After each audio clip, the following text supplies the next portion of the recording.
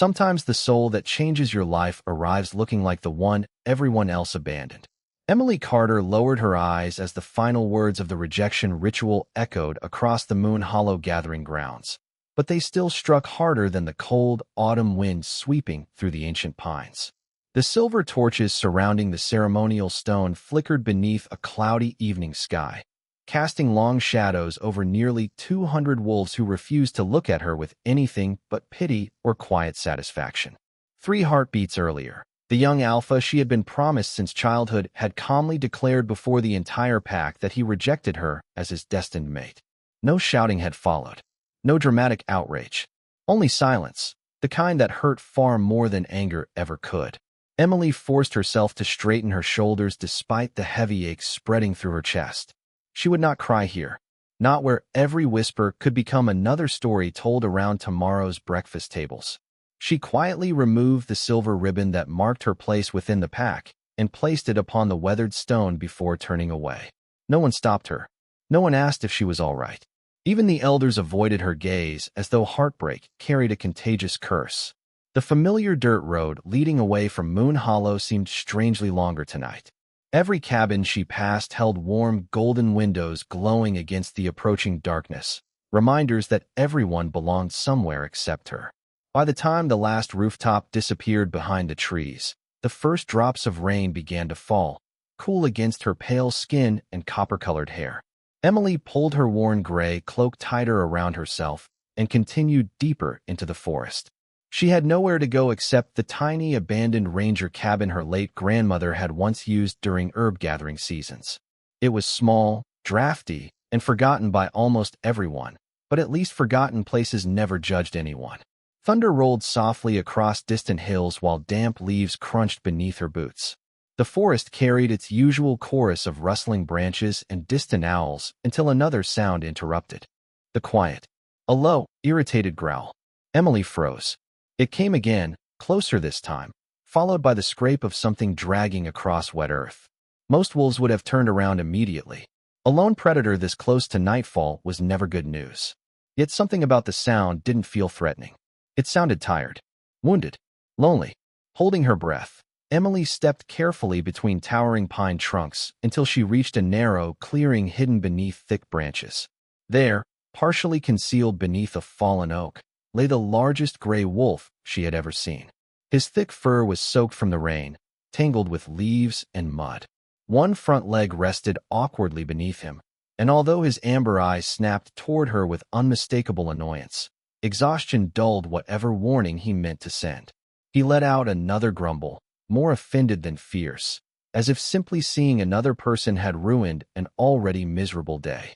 Emily remained perfectly still. "Easy," she whispered, her voice barely louder than the rain.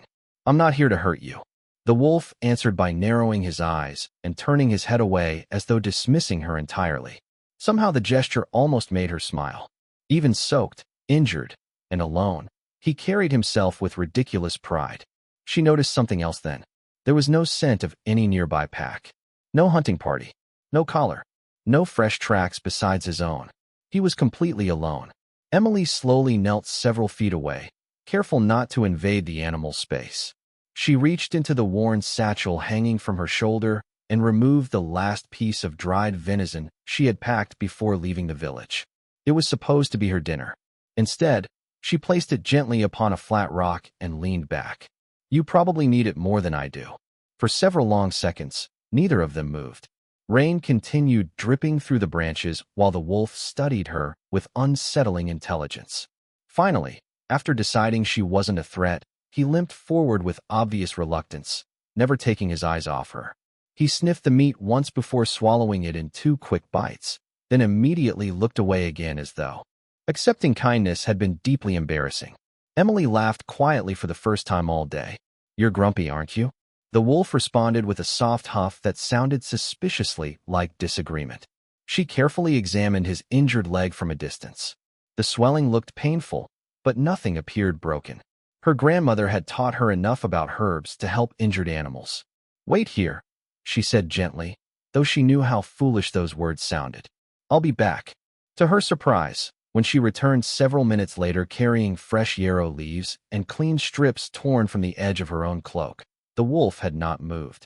He watched every careful motion as she crushed the herbs between her fingers before slowly reaching toward his injured leg. A warning rumble escaped his throat, but he never snapped or lunged. Emily wrapped the simple bandage with patient hands despite the cold rain soaking both of them. "There," she whispered. "Nobody should have to spend the night alone." The wolf blinked once, then slowly lowered himself onto the wet ground with a weary sigh. Emily glanced toward the darkening sky before looking back at him. "If nobody wants you anymore," she said softly, offering the smallest smile despite everything that had happened only an hour earlier. "You can come home with me." The wolf stared into her eyes without making a sound, and somewhere far beyond the trees, hidden beneath the gathering storm, distant horns began echoing across the kingdom. Emily expected the wolf to disappear the moment dawn painted pale gold across the treetops. But when she pushed open the crooked cabin door with an armful of dry firewood, she nearly dropped everything in surprise. The enormous gray wolf was sitting squarely in the middle of the tiny room as though he had owned it for years. His muddy paws rested on her grandmother's faded braided rug, his thick tail wrapped neatly around his side, and his amber eyes followed her every movement with calm, unmistakable judgment. "Well?" Emily sighed, closing the door behind her as a cool morning breeze slipped through the cracks in the old walls. "Good morning to you too," the wolf answered, with a slow blink before deliberately looking away, as if acknowledging her greeting required more effort than it deserved. Emily could not help smiling. "You really are impossible." The cabin itself consisted of little more than a stone fireplace, a weathered wooden table, one narrow bed, and shelves filled with dusty jars left behind years earlier. It was hardly fit for two unexpected roommates, especially when one of them weighed nearly as much as a full-grown man. She knelt beside the fireplace and carefully coaxed fresh flames from yesterday's glowing embers while the comforting scent of burning cedar gradually filled the room. Behind her, she heard the soft click of claws crossing the wooden floor. Turning slowly, she found the wolf inspecting every corner of the cabin with remarkable attention. He paused beside an old rocking chair, sniffed it once, then continued toward the window, where he stood watching the quiet forest beyond the glass with the alert posture of someone evaluating a kingdom instead of a lonely patch of woods. Emily frowned slightly. "You do not act like any stray I have ever met." The wolf flicked one ear but offered no other response. She gathered oats, dried apples, and the last of her flour before mixing together a simple breakfast. While the small cakes cooked over the fire, she sliced the remaining smoked turkey into thin strips and placed them inside a wooden bowl near the wolf. He approached with obvious interest, sniffed every piece carefully, then looked back at her with what could only be described as disappointment. "Seriously?" Emily laughed. "You are rejecting breakfast?" The wolf gave a quiet huff and sat down without touching the food. She stared at him for several puzzled seconds before realizing the turkey had gone slightly stale after several days in her satchel. "You have expensive taste for someone living under a fallen tree." She stepped outside again, returning nearly 20 minutes later carrying 2 fresh trout she had caught from the nearby creek using one of her grandmother's old fishing lines. The moment she laid the fish across the cutting board, the wolf stood immediately. His ears perked forward. His tail gave one almost invisible sweep across the floor before he caught himself and resumed looking dignified. Emily folded her arms with amused satisfaction. "I knew it. You are picky." After breakfast, she refreshed the herbal bandage around his injured leg. This time the wolf remained perfectly still while she worked. He watched her hands instead of the door, and when she accidentally brushed against a tender spot, he merely exhaled through his nose rather than pulling away. "Thank you," she whispered. "I know you still do not trust me completely." The wolf lifted his gaze until their eyes met. For one quiet heartbeat, Emily felt something impossible pass between them. Not words, not magic she understood, but the unmistakable feeling that he was listening. The peaceful moment shattered when loud voices drifted through the trees outside. Emily stiffened immediately. Through the dusty window, she spotted 3 young wolves from Moon Hollow walking the nearby trail. They had probably come searching for herbs or firewood, but if they discovered her here, questions would surely follow. "Stay quiet," she whispered instinctively. To her surprise, The wolf stepped silently into the deepest shadow beside the fireplace, where his gray coat blended almost perfectly with the stone wall. Seconds later, someone knocked sharply on the cabin door. Emily opened it only a few inches. "Emily," one of the young men said with forced politeness. "Word is you left the pack for good." She nodded once. "That is true." Another glanced past her shoulder toward the cabin. "Living alone now. I am managing." Their eyes wandered toward the surrounding forest before one of them shrugged. Royal riders passed through the valley before sunrise. They were asking strange questions. Emily frowned. "About what?" "Not what." He lowered his voice. "Who?" "They said the entire kingdom is searching for someone important. They warned everyone to report anything unusual immediately. They even offered a reward." Emily thanked them politely before closing the door. She remained motionless for several seconds, listening as their footsteps faded back into the forest. Only then did the wolf emerge from hiding. His expression had changed. The quiet irritation she had seen since meeting him had vanished, replaced by something heavier, older. His amber eyes settled on the window where the strangers had disappeared, and for the first time Emily noticed how naturally he carried himself, not like a frightened stray, but like someone who expected others to obey. Before she could ask what had suddenly troubled him, a distant hunting horn echoed faintly across the mountains. The wolf slowly turned toward the sound, and an emotion Emily could not name flickered across his face before disappearing as quickly as morning mist. The hunting horn echoed twice more before silence settled over the forest once again, yet the uneasy feeling it left behind lingered inside the little cabin long after the sound had disappeared. Emily watched the gray wolf standing beside the window, his sharp eyes fixed toward the distant mountains as though he could see far beyond the towering pines. "Who are they looking for?" She whispered more to herself than to him. The wolf did not move. His ears remained forward, every muscle beneath his thick silvered gray coat perfectly still. Then, after another long moment, he slowly turned away from the window and walked toward the fireplace, settling onto the rug with an exaggerated sigh that almost sounded annoyed with the entire world. Emily shook her head with a quiet laugh. "You spend one dramatic minute acting like you know every secret in the kingdom, and the next you behave like an old man who wants a nap." The wolf closed one eye as if refusing to argue with such an unfair accusation. By afternoon, the rain had finally passed, leaving the woods bright with fresh sunlight and the scent of wet cedar drifting through the crisp autumn air. Emily carried a wooden basket into the forest to gather mushrooms, herbs, and late berries before winter arrived. She expected the wolf to remain behind, but moments after leaving the cabin, she heard familiar footsteps following through the leaves. Turning around, she found him several yards behind her, pretending he had not been watching where she went. "You know," she smiled. "If you wanted to come with me, you could simply walk beside me." The wolf immediately looked away toward a squirrel climbing a nearby oak as though that had been his destination all along. Emily laughed again. Very convincing. The trail wound through moss-covered stones and narrow streams until they reached a small meadow where wild herbs still flourished beneath the fading season. Emily knelt to collect fresh yarrow while humming an old lullaby her grandmother had loved. For the first time in many days, the ache left by her rejection seemed lighter.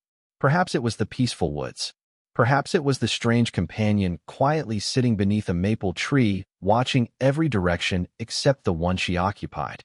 As she reached toward another cluster of herbs, a frightened rabbit suddenly darted from the brush, racing directly toward her. Startled, Emily lost her balance on the damp hillside. Before she could fall, the wolf crossed the distance with astonishing speed, placing his broad shoulder beneath her arm just enough to steady her footing. She blinked in surprise. "Thank you." The wolf immediately stepped away as though the entire event had been an accident, carefully examining a nearby patch of grass with tremendous interest. Emily folded her arms. "You really do not like accepting compliments, do you?" He responded with another theatrical sigh. Later that afternoon, they reached the creek where clear water sparkled beneath golden leaves floating across the gentle current. Emily filled 2 small buckets while the wolf wandered farther upstream. Suddenly, he stopped beside a smooth stone ledge overlooking the water. His posture became rigid again. Curious, Emily followed his gaze until she noticed fresh hoofprints pressed into the muddy bank. They belonged to several large horses. Nearby, deep boot prints crossed the trail before disappearing into the forest. They were not hunters from Moon Hollow. The tracks were too organized, too disciplined. Emily quietly touched one of the prints. "Soldiers," she murmured.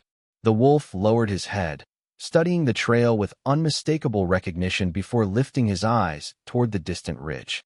For one brief instant, Emily could have sworn she saw sadness hidden beneath his proud expression. Whatever those riders represented, they mattered to him. Neither of them noticed the stranger until a cheerful voice called from behind.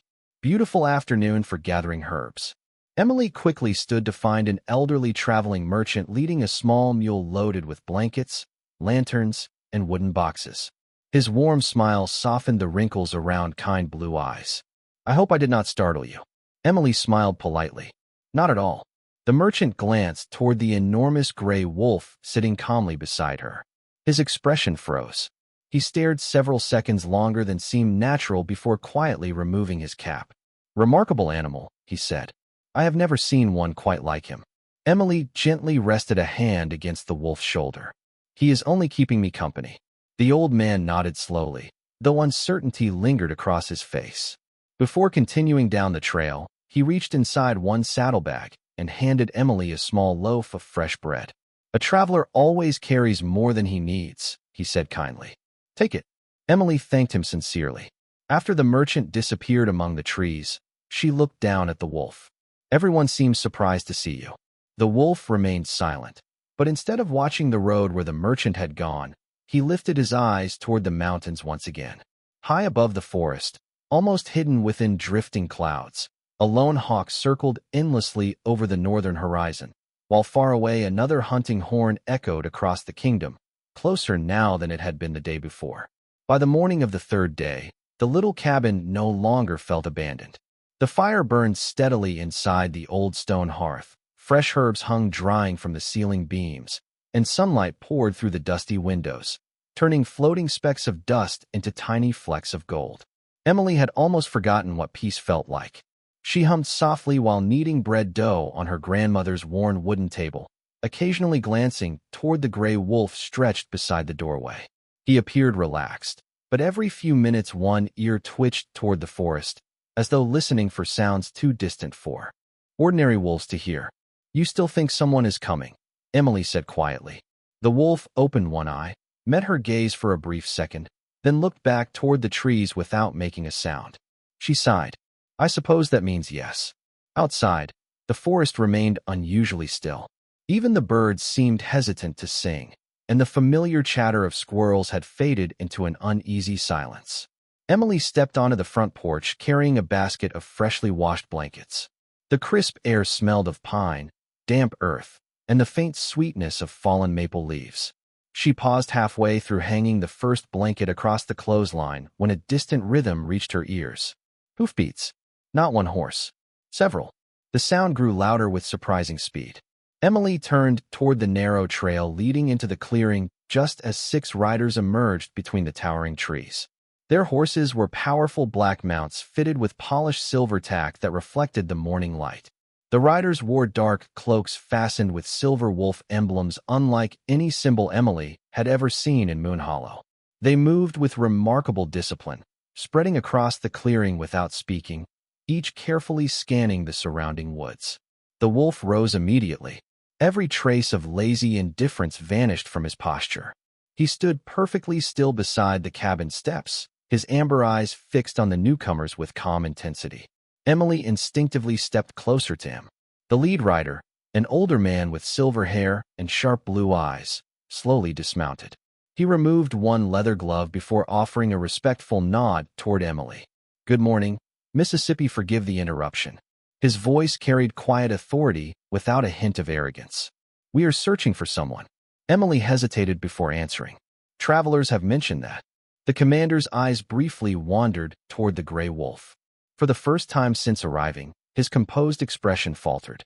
Surprise flickered across his face, followed almost immediately by something that looked dangerously close to relief. He recovered quickly. "May I ask where you found that wolf?" Emily gently rested one hand against the thick fur beside her. "In the forest. He was injured." Another rider leaned forward in his saddle, unable to hide his excitement. Commander Rowan. The older man lifted one hand slightly, silencing him before he could continue. His attention never left the wolf. Has he remained with you ever since? Emily nodded. He could have left whenever he wanted. The commander's eyes softened almost imperceptibly. That sounds like him. Emily blinked. You know him? Before the commander could answer, a second group appeared from the opposite side of the clearing. Unlike the disciplined riders, these newcomers carried hunting bows and rough traveling clothes. One broad-shouldered hunter pointed immediately toward the wolf. There it is. His voice carried none of the commander's calm restraint. That is the beast people have been reporting. Another hunter stepped forward with a coil of thick rope already in his hands. We will take care of it. Emily instinctively moved until she stood directly between the hunters and the wolf. No. The clearing fell silent. The hunters exchanged confused glances. Miss, the broad-shouldered man said patiently, you do not understand. That animal could be dangerous. Emily did not move. He has not harmed anyone. That does not matter. It matters to me. Behind her, the gray wolf remained perfectly still. He neither growled nor bared his teeth. Instead, he simply watched the unfolding argument with an unreadable expression, almost as though he were waiting to see what choice she would make. Commander Rowan slowly turned toward the hunters. Stand down. The hunter frowned. Commander, with respect, our orders were to recover any unusual wolves matching the description. I said stand down. His voice remained calm, but the authority behind it immediately quieted every objection.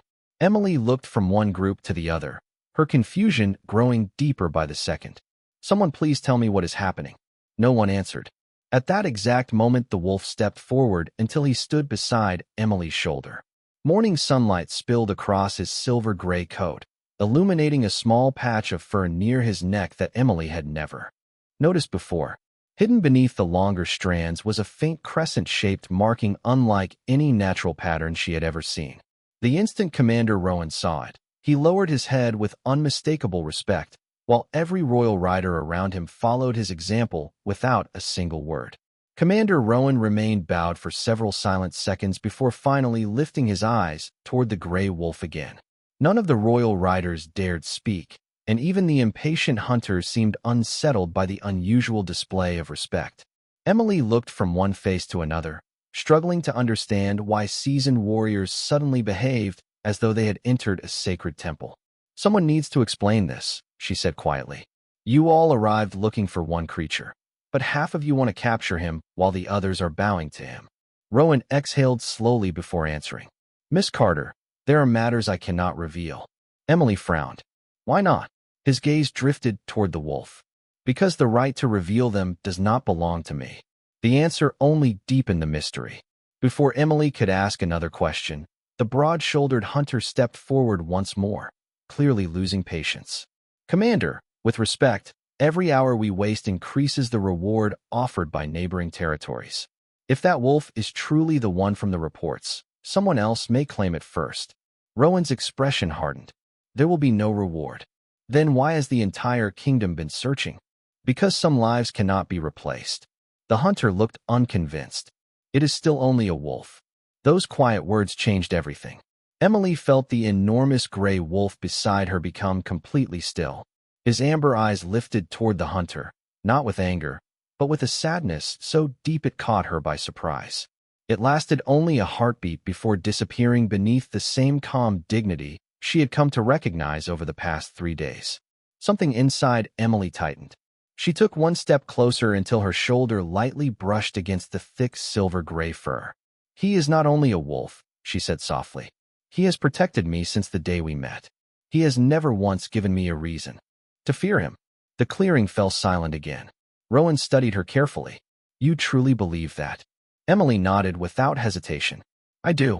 The older commander lowered his eyes, and for the first time his stern face softened into something almost grateful. Then perhaps our hopes were not misplaced after all. Before Emily could ask what he meant, a sudden gust of wind swept through the clearing. Dark clouds drifted across the afternoon sky with surprising speed, dimming the sunlight beneath the towering pines. The air itself seemed to change. The wolf slowly raised his head, his ears turning toward the northern ridge. Emily immediately noticed it. What is wrong? The wolf did not answer, but she saw the muscles beneath his coat tense. A faint silver glow shimmered deep within the crescent-shaped marking hidden beneath the fur on his neck. It lasted only an instant before fading again, yet every royal rider noticed it. Several exchanged worried glances. Rowan whispered quietly enough that only those nearest could hear. It is happening sooner than expected. Emily looked at him. What is happening? He hesitated, choosing every word carefully. There are certain conditions that have governed his life for many years. Conditions? Yes. Rowan looked toward the gathering clouds. And time is no longer our ally. A distant rumble of thunder rolled across the mountains, even though no rain had been forecast that morning. The strange weather unsettled every horse in the clearing. They stamped nervously against the soft earth while their riders struggled to calm them. Yet the gray wolf remained perfectly composed. He quietly stepped away from the porch and walked several yards into the open meadow, lifting his face toward the darkening sky as though listening to something carried inside the wind itself. Emily followed him without thinking. Please do not leave. The wolf turned his head toward her. His amber eyes seemed brighter now, filled with emotions she still could not understand. There was gratitude. There was regret. And beneath both rested an unmistakable promise. Emily slowly reached out and rested her hand against the side of his neck. The warm fur beneath her fingers trembled ever so slightly. Whatever everyone else believes, she whispered, you are not alone anymore. The instant those words left her lips, the crescent-shaped mark beneath his fur glowed once again, this time brighter than before. A soft silver light spread outward like moonlight reflected across still water. Emily gasped but did not pull away. The glow faded after only a few seconds, leaving the clearing completely silent. Rowan stared in open disbelief. One of the younger royal riders whispered almost breathlessly, 3 days. Another quietly answered, the bond is restoring itself. Emily looked back at them in confusion. What bond? No one spoke. Then, somewhere beyond the forest, the deep bells of the royal capital began ringing across the valley, one solemn note after another, carried by the wind all the way to the lonely cabin, while the gray wolf slowly closed his eyes as though he had known that sound would come. The final echo of the royal bells faded into the distance, leaving only the whisper of wind moving through the towering pines. No one in the clearing spoke. Every pair of eyes remained fixed upon the gray wolf standing beside Emily, whose hand still rested gently against the warm fur along his neck. The faint silver glow had disappeared, yet the air itself seemed charged with quiet anticipation. Commander Rowan slowly lowered himself to one knee once again. Every royal rider followed without hesitation. Even their horses stood strangely calm, as though they recognized a moment history itself had been waiting to witness. Emily looked around in growing confusion. Please, she said softly, someone tell me what is happening. Rowan lifted his eyes. Miss Carter, the answer has never belonged to us. The gray wolf finally moved. He stepped away from Emily and walked toward the center of the clearing where pale afternoon light filtered through the drifting clouds. He paused there, lifting his head toward the sky as another cool breeze swept across the meadow. His silver-gray coat stirred gently. The crescent-shaped marking beneath his neck began glowing once more, brighter than ever before. Soft ribbons of silver light spread across his fur like moonlight flowing over calm water. Emily instinctively took one step forward. What is happening to you? The wolf looked back at her. For the first time since she had found him beneath the fallen oak, there was no trace of guarded distance in his amber eyes. Only quiet gratitude. The light surrounding him intensified until it became almost impossible to distinguish fur from radiance. The gentle glow rose upward in shimmering waves, wrapping around his powerful frame. Emily raised one hand to shield her eyes as warm light danced across the clearing. No thunder followed. No frightening display. Only silence filled with something peaceful and ancient. Then, as the silver light slowly faded, the shape before her began to change. The broad shoulders remained, but the outline shifted gracefully until a tall man stood where the wolf had been only moments before. His dark brown hair rested just above his shoulders, gently stirred by the breeze. His pale skin reflected the lingering silver glow, while calm silver eyes, The very same eyes that had watched her from beneath thick gray fur met hers with quiet warmth. He wore a simple dark cloak that seemed to have appeared with him, and although he stood with unmistakable strength, there remained a trace of weariness in his expression, as though carrying responsibilities far heavier than anyone could see. Emily forgot how to breathe. The stranger offered a respectful incline of his head before speaking. His voice was deep, steady, and strangely familiar, carrying the same quiet confidence she had somehow sensed during every silent glance over the past 3 days. Emily Carter. Hearing her name spoken by the man she had believed was a stray wolf sent a chill through her. "You?" she whispered. "You are." Commander Rowan answered before the man could. "Your Majesty." Every royal rider lowered their heads once again. Emily's heart pounded so loudly she barely heard the words. She looked back at the man standing before her. Memories rushed together all at once. The proud way the wolf had walked through her cabin. The intelligent eyes. His refusal to eat spoiled food. The way he always watched. The horizon. The effortless authority hidden beneath every quiet movement. None of it had belonged to an ordinary animal. The stranger stepped closer, stopping several feet away so she would not feel overwhelmed. "My name is Cale Ashford," he said gently. "Alpha King of the Northern Territories." Emily simply stared at him. Then, almost despite herself, one memory surfaced above all the others. She pointed toward him with complete disbelief. "You stole my bed." For the first time, the king's composed expression softened into an unmistakable smile. Several royal riders exchanged startled glances, as though they had never witnessed such an expression on their ruler's face before. "I did," Cale admitted quietly. Emily folded her arms, still trying to understand what her eyes were seeing. "You also refused perfectly good turkey." His smile grew slightly wider. It was stale. She blinked once before letting out an astonished laugh she could not stop. "You let me spend 3 days talking to you while you pretended to be a grumpy wolf." "I was not pretending to be grumpy." Emily laughed again despite herself. "No, you certainly were not pretending." The warmth of the moment slowly faded as Cale's expression became serious once more. He lowered his gaze briefly before looking back into her eyes. "There is one truth you deserve to hear before anyone else speaks." Emily waited silently.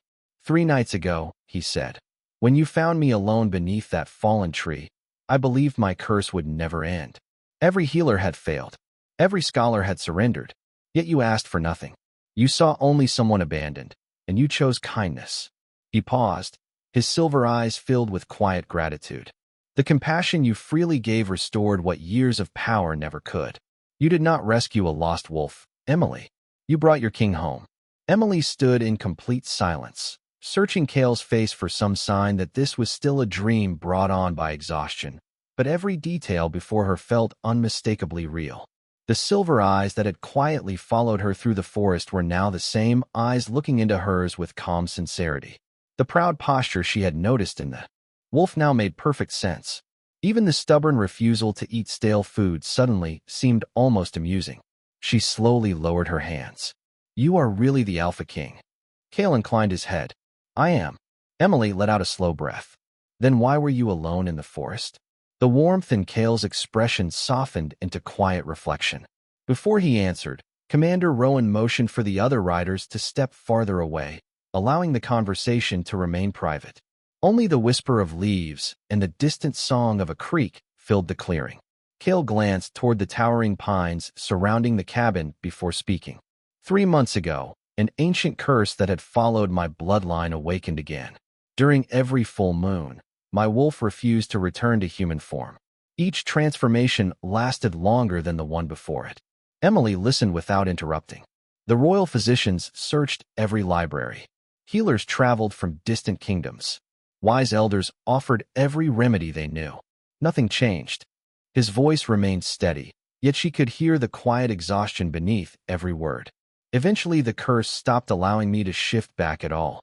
Emily remembered the lonely wolf lying beneath the fallen oak, soaked by rain, injured, and pretending not to need anyone. Her chest tightened. "So everyone was searching because they believed you were lost."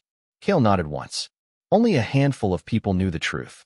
If the kingdom discovered their king had disappeared, fear would spread faster than truth ever could. Emily slowly looked toward Commander Rowan and the royal riders waiting respectfully in the distance.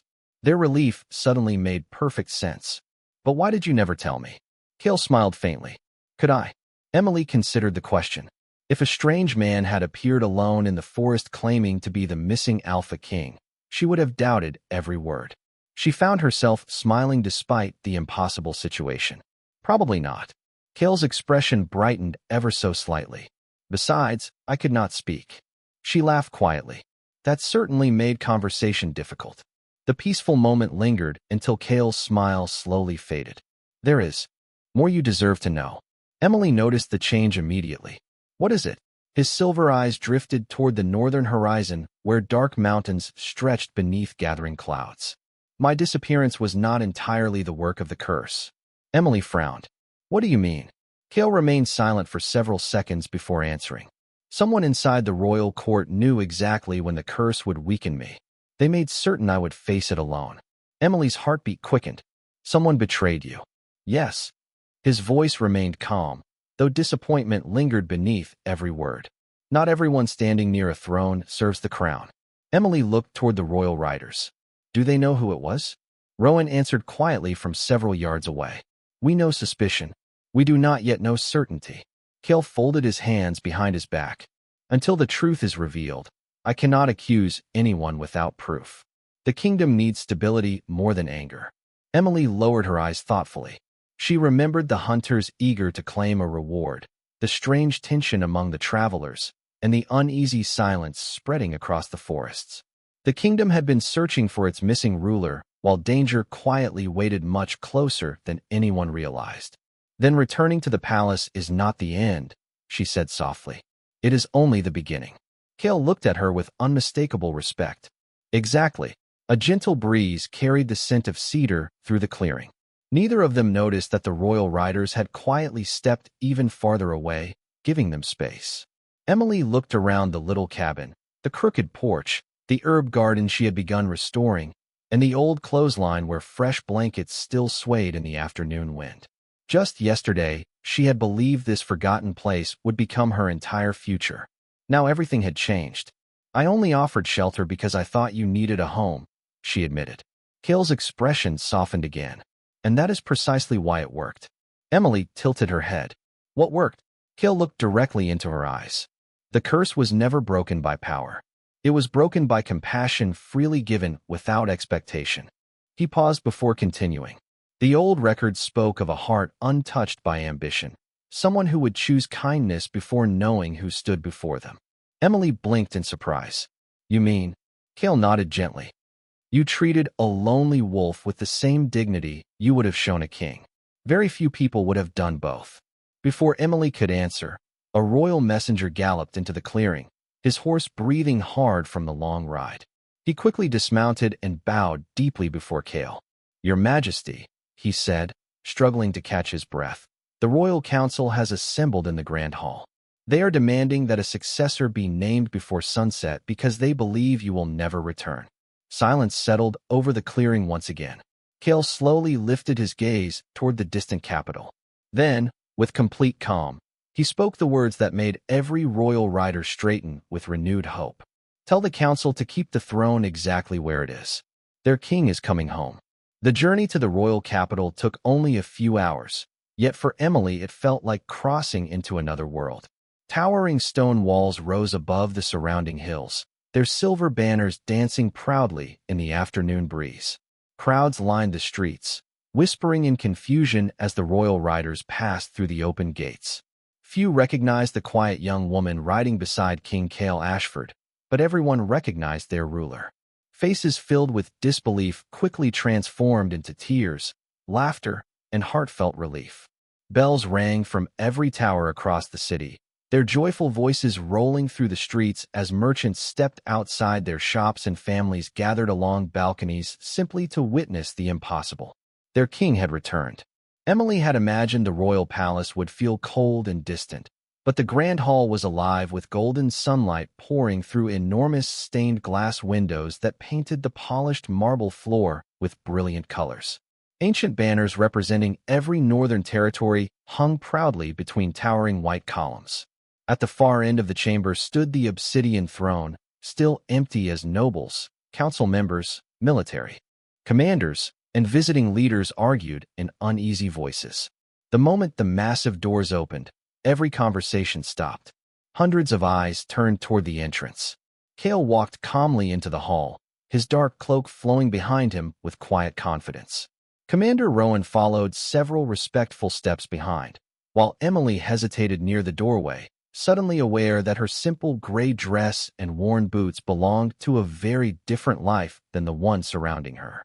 A stunned silence settled over the chamber before one elderly council member whispered, almost unable to believe his own eyes, "His Majesty."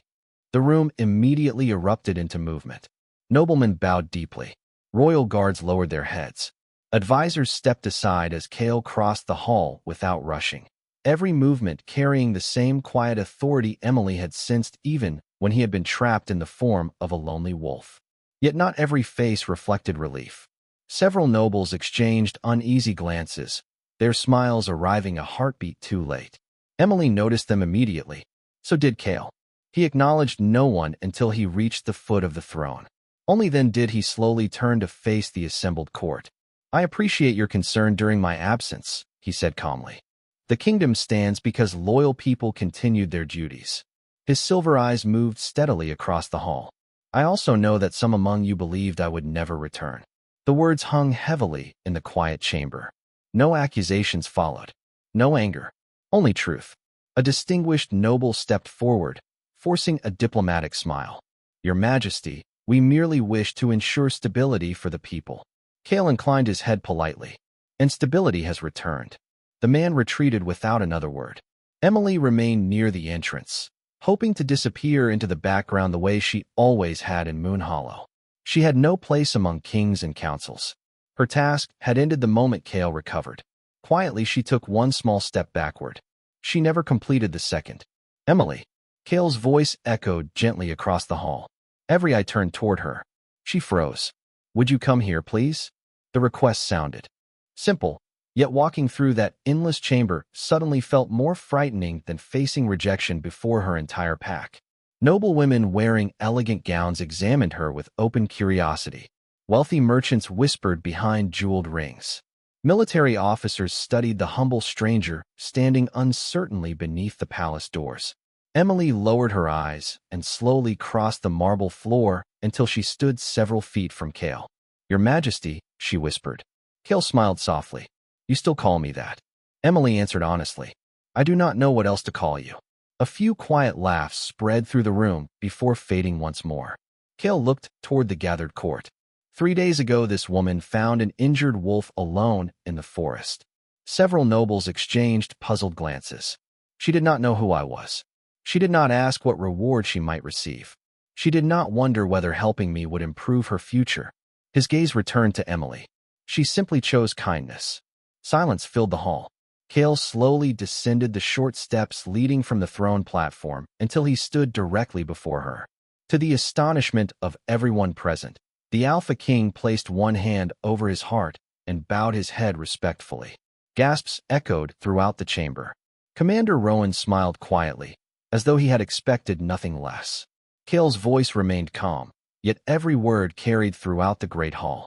"When I had no crown, she gave me shelter. When I had no voice, she listened.